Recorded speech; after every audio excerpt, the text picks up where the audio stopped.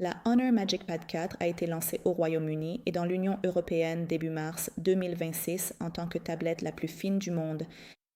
Un écran OLED de 12,3 pouces, un Snapdragon 8 Gen 5 et une batterie au silicium carbone de 10 000 mAh. La communication met l'accent sur son boîtier de 4,8 mm d'épaisseur, son écran 165 Hz et un prix de départ de 500 livres ou 600 €. Avec un chargeur inclus, et nous allons parler de ce qui se cache derrière ces chiffres et des compromis qui ne deviennent évidents qu'après le déballage. Avec ses 4,8 mm d'épaisseur, la MagicPad 4 est plus fine que l'iPad Pro M5 et la Galaxy Tab S11 Ultra. Et pour cela, vous payez avec une caractéristique à laquelle la plupart des acheteurs ne pensent pas avant que la tablette ne soit déjà à la maison. Il n'y a tout simplement pas d'espace physique à l'intérieur du boîtier pour une bobine de recharge sans fil, donc l'appareil n'en possède pas.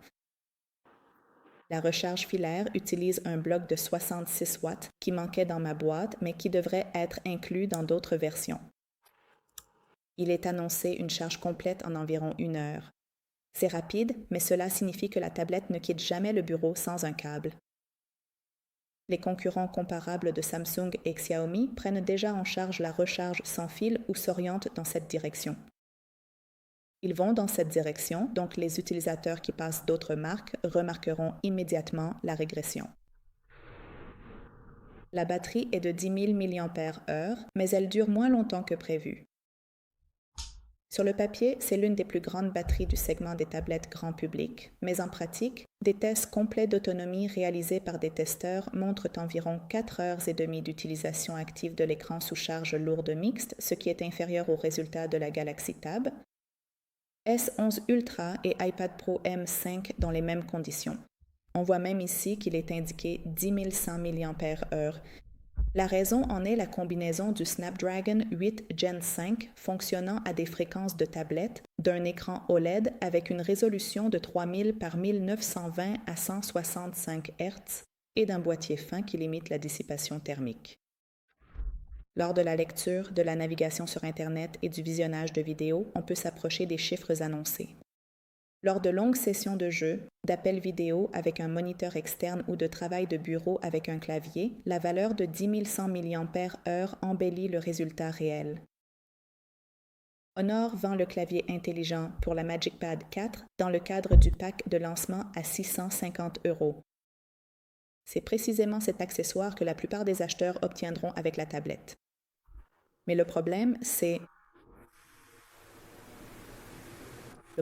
ce qu'il n'a pas.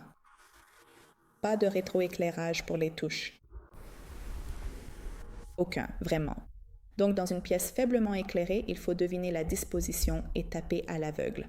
Le support ne se verrouille que sur 2 positions, au lieu de la charnière fluide habituelle que l'on trouve chez Samsung et Apple. Il n'y a pas de pavé tactile et tout travail précis avec le curseur nécessite toujours d'atteindre l'écran ou de connecter une souris séparée, ce qui d'ailleurs est assez peu pratique. C'est du moins l'impression que j'ai eue. Pour un accessoire qui coûte 100 €, ce ne sont pas de simples détails. Le clavier se situe dans le même segment que, par exemple, le clavier Book Cover de Samsung, qui dispose à la fois d'un rétroéclairage et d'un trackpad.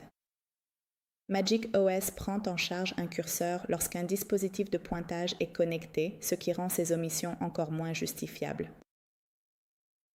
La tablette est livrée avec MagicOS X par-dessus Android 16. L'interface elle-même est fonctionnelle, mais plusieurs testeurs ont souligné l'écran d'accueil par défaut encombré et un nombre important d'applications tierces préinstallées sur les appareils européens. Certaines d'entre elles peuvent être supprimées, d'autres seulement désactivées, et certaines réapparaissent après une mise à jour. Le deuxième problème logiciel concerne les mises à jour. Honor n'a pas publié d'engagement clair à long terme pour le support du MagicPad 4 comparable à la politique de 7 ans. Samsung l'a fait pour la série Galaxy Tab S.